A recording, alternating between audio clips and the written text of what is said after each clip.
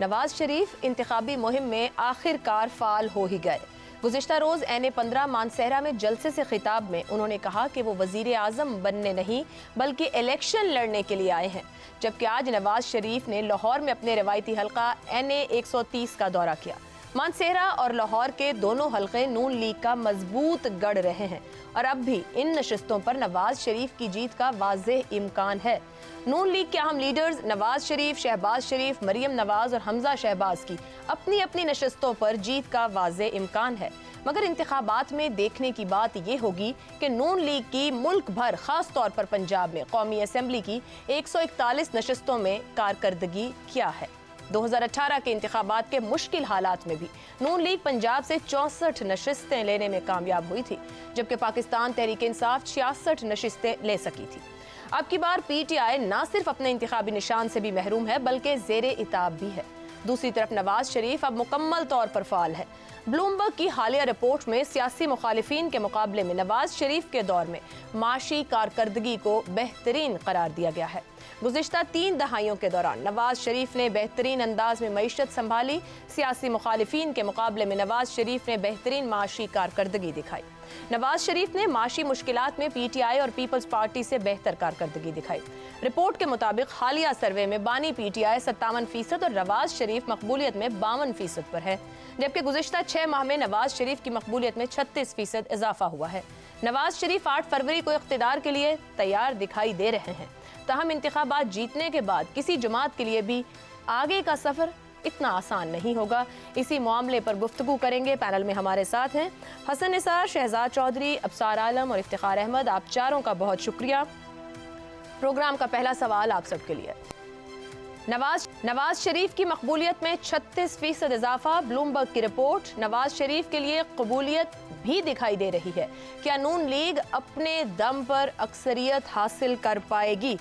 अब जब मैं अपने दम पर कह रही हूं तो इससे पहले कि पैनल इस पर आरा की तरफ जाए, अपने दम से मुराद यह है कि मद्दे मुकाबिल गायब है, साबिक वज़ीर आज़म शहबाज शरीफ की कारकर्दगी है, ताख़ीर से शुरू होती इंतखाबी मुहिम है, मंशूर का अब तक अता पता नहीं है।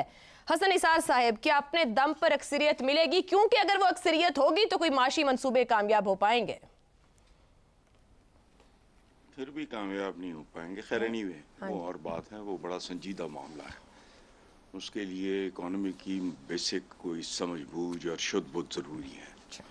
अच्छा, जहाँ तक ताल्लुक है 36% वगैरह, तो भाई ठीक होगा, मुझे नहीं पता, लेकिन गलियों, बाज़ारों, चेहरों और खल्के खुदा की ज़बानों पर तो इसके बिल्कुल बरक्स है, बिल्कुल उलट है, डायमेट्रिकली ऑपोजिट।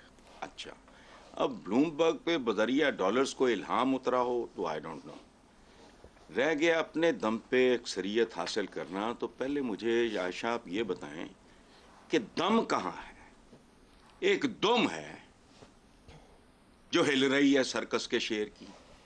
अब उसके नतीजे में कुछ हो आ जाए तो वो तो उसके लिए I am sure everybody is prepared and expecting. कोई ऐसी बात नहीं। चूँकि प्रैक्टिकली मैं आपको एक बात बताऊं, इनकी हालत ये है, इनकी सियासी हालत, जैसे मुर्गी को ज़िबा करके ड्रम में, पता नहीं कभी आपने ये मंजर देखा है कि नहीं, ड्रम में फेंकते हैं ना जब ज़िबा करने के बाद, तो शोर मचाती है वो, खुद नहीं फड़फड़ाती है वो। हसन निसार साहब, क़तई कलामी की इजाज़त दीजिएगा। आपने जो सियासी हालत की बात की, मैंने ऊपर 2018 का हवाला भी दिया, जब 141 में से इन्होंने 64 नशिस्तें लीं और PTI ने 66 लीं। क्या सियासी हालत 2018 से भी बुरी है इस वक्त?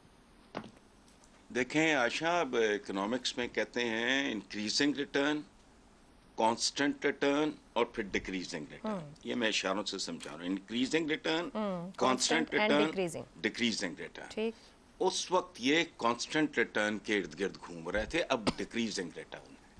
ये मेरा असेसमेंट गलत होगा। पाकिस्तान की बदकिस्मती है अगर ऐसा होगा, लेकिन जाहिर है उसमें मैं क्या कर सकता हूँ, मैं तो राय दे सकता हूँ, मैंने दे दिया आपको। जी ठीक है जी। इफ्तिखार साहब, सियासी मुखालफिन के मुकाबले में नवाज शरीफ की माशी कारकर्दगी बेहतरीन रही, ये ब्लूमबर्ग की रिपोर्ट कह रही है। ऊपर परसेंटेज वाइज जो उनकी मकबूलियत में इजाफा हुआ उसकी भी बात हुई। अब आज के पाकिस्तान या ग्राउंड रियलिटी का रुख कर लेते हैं। एक है माशी अदम इस्तेहकाम, महंगाई रिकॉर्ड बुलंदी पर है, बेरोजगारी है, अफराते ज़र है, IMF का बेल आउट पैकेज मौजूद है।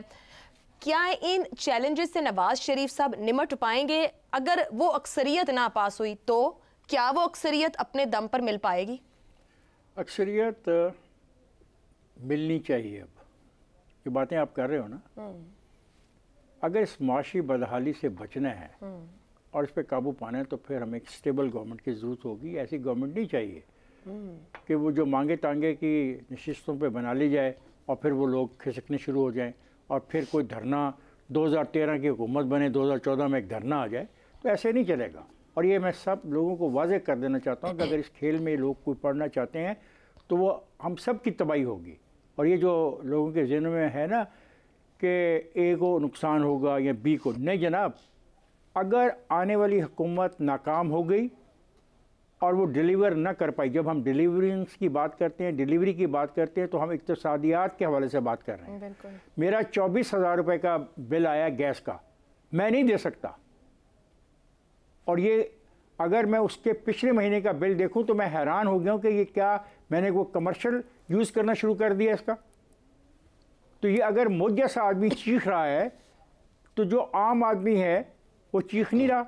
अगर वो चीख रहा है और आप एक कमज़ोर हुकूमत को लाना चाहते हैं तो आप इस मुल्क में क्या करना चाहते हैं? आप इस मुल्क के साथ और कोई मजाक करना चाहते हैं? तो मैं ये समझता हूं कि हमें अब संजीदगी इख्तियार करनी चाहिए। मिलेगी वो अक्सर जिसे आपने बिल्कुल मिलेगी वो तमाम फैक्टर्स जो मैंने मिलेगी। आपने लफ्ज़ उठा लिया मकबूलियत, कबूलियत, अक्सरियत, इसमें माकूलियत की बात नहीं है।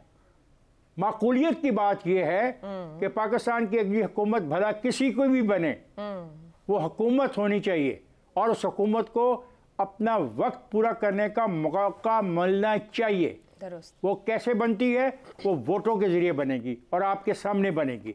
और हमें ये अब इतराज़ होगा कि इन वोटों के जरिए बनने वाली हुकूमत में क्योंकि हम नहीं हैं तो हम इस हुकूमत को नहीं मानते।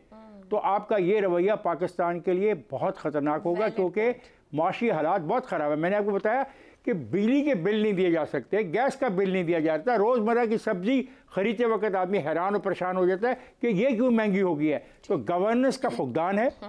अगर आप इस खराबी के अंदर और ख़राबी पैदा करना चाहते हैं डिबेट ये करके ये इन एक किस्म के लफ्ज़ों की, तो मैं आपके लिए दुआ कर सकता हूँ क्योंकि उस दुआ में मैं भी शरीक हूँ। अगर तबाह हुआ तो मैं भी तबाह होऊंगा, अगर तबाह हुआ तो वो लोग भी तबाह होंगे जो इस किस्म की गैर यकीनी सूरत को पैदा करने के लिए दिन रात कोशिश हैं। दुरुस्त हो गया। शहजाद साहब आपकी जानिब आऊंगी। बिलावल भुट्टो जरदारी पंजाब में जलसे करते हुए बार बार सियासी मुखालिफ सिर्फ शहबाज शरीफ, नवाज शरीफ यानी नून लीग को गर्दान रहे हैं और खूब बोल रहे हैं। उनका कहना है कि अगर वो चौथी मरतबा वजीर आजम बन गए तो आपको अंदाजा नहीं है क्या होगा। और फिर माजी की नज़ीरें लगते हुए चूंकि आज के जुमले वो कहते हैं नवाज शरीफ को इंतकाम का मौका नहीं मिला, मिल गया तो जेल सुप्रिटेंडेंट से जज तक सबसे इंतकाम लेगा। सियासी कारकुनों से इदारे के लोगों तक से इंतकाम लेना नवाज शरीफ की आदत है। क्या इस बार नवाज शरीफ को पूरा मैंडेट नहीं दिया जाएगा या पूरा मैंडेट मिल जाएगा? यो से सॉरी, ये सवाल रिपीट कीजिएगा क्योंकि आपकी आवाज एकदम से बंद हो गई थी। क्या आपने दरमियान का कमेंट सुना बिलावल वाला? जी, बिलावल वाला कमेंट ठीक है। तो क्या नवाज शरीफ को पूरा मैंडेट नहीं मिलेगा या वो पूरा मैंडेट हासिल कर पाएंगे या उनको अक्सरियत मिलेगी जिसकी वो ख्वाहिश कर रहे हैं बार बार?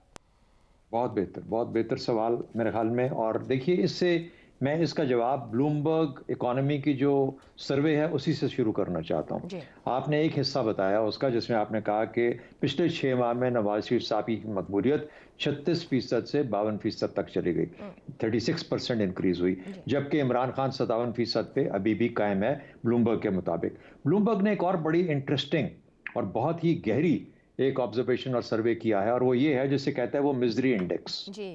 ये मिजरी इंडेक्स क्या है? ये असल में जो आजकल की इकोनॉमी है आपकी, उसके अंदर वो ये कहता है कि जो इन्फ्लेशन की हालत है और जो जॉबलेसनेस है यानी जो बेरोजगारी है, जो कीमतों की ज्यादती जो है, इन्फ्लेशन और फिर बेरोजगारी, इन दोनों का मिला के जब वो सर्वे करता है तो वो कहता है कि फिर देखते हैं कि नवाज शरीफ साहब की जो मिजरी इंडेक्स के ऊपर सबसे लो रेटिंग आती है, यानी 14.5%। उनके ज़माने में इन दोनों को जब तनाजुर बनाया जाएगा इन दोनों का, तो उसके अंदर सबसे कम मिजरी होगी 14.5%। इमरान खान की 16.1% होगी, यानी 1.5% और ज़्यादा इनसे, और पीपल्स पार्टी की 17.2% होगी। अब मुझे बताइए कि जहां पर इफ्तिखार साहब जो जिक्र कर रहे थे बिजली और गैस के बिलों का, और उस इन्फ्लेशन का जो कि 44-45% पे जा पहुंची है, और वहां पे जब मिजरी इंडेक्स में 1.5% का फर्क भी नहीं आ रहा, तो फिर उस सूरत में हम कैसे कह सकते हैं कि ये आदमी उससे बहुत बेहतर होगा? ये मिजरी इंडेक्स असल में ज्यादा बेहतर रिफ्लेक्शन है हमारी इकोनॉमिक डायलेमा की और इकोनॉमिक मुश्किलात की, हमारी मुआशी मुश्किलात की, और आने वाली हुकूमत को कितना बड़ा चैलेंज है। ये तो एक साइड पे हो गया। अब सियासी लेवल पे बात कर लेते हैं। आपने जिक्र किया कि क्या नवाज शरीफ साहब के साथ वो उनको इससे फायदा उठा पाएंगे मकबूलियत और कबूलियत के साथ? देखिए, दो चीजें होती है ना, हमने कल भी जिक्र किया, स्ट्रक्चर्स और सेंटिमेंट। स्ट्रक्चर्स पीपल्स इसके मुस्लिम लीग नवाज के कमाल के हैं, यानी आप अंदाजा लगाइए, उसको मैं डिफाइन करूं, तंजीम, अरेंजमेंट, बंदोबस्त, तीनों की तीनों चीजें इस वक्त सब उनके हक में है। गलियां सुंजियां बिच मिर्जा यार फिर रहा, कोई शक की बात नहीं है। प्रॉब्लम यह है कि उसके खिलाफ खड़ा है एक सेंटिमेंट, अब वो जो सेंटिमेंट है वो उसके मुखालिफ में। तो इस वक्त इसीलिए 52 और 57% इंपॉर्टेंट हो जाते हैं, क्योंकि पंजाब का जो मार्का है वो इस वक्त स्ट्रक्चर्स और जज्बात के बीच में है। जबरदस्त। अब हमारे दोस्त या हम सब ये कह रहे हैं कि काश की ये जज्बात और स्ट्रक्चर्स इकट्ठे हो जाते। एक साइड के तो स्ट्रक्चर खत्म होकर रह गए, जिस तरह भी हो गए खत्म हो गए, अब उनके पास सिर्फ जज्बात रह गए। अब यहां पे जज्बात किसी तरीके से क्रिएट करने हैं इस तरफ, ये हो पाएंगे या नहीं हो पाएंगे, ये डिसाइड करेगा कि वो 64 रहेंगी या 85 हो जाएंगी या 130 हो जाएंगी, ये जज्बात डिटरमिन करेंगे। लेकिन जिस तरीके से जो मामलात जा रहे हैं, और जब हम शक्लें देखते हैं लोगों की, जो जज्बात सुनते हैं, जो बातें सुनते हैं, उसके अंदर जज्बात का इस वक्त आरी होना वाज़ेह नजर आता है। इसलिए स्ट्रक्चर्स और जज्बात का मुकाबला है, और यही सबसे बड़ी मुश्किल होगी दोनों साइड्स के लिए। उनके पास स्ट्रक्चर नहीं है, इनके पास जज्बात नहीं है जो कि इनको इस तरह की लीड दे सकें जो इसका सवाल जिस तरह आप इशारा कर रही हैं। ठीक हो गया।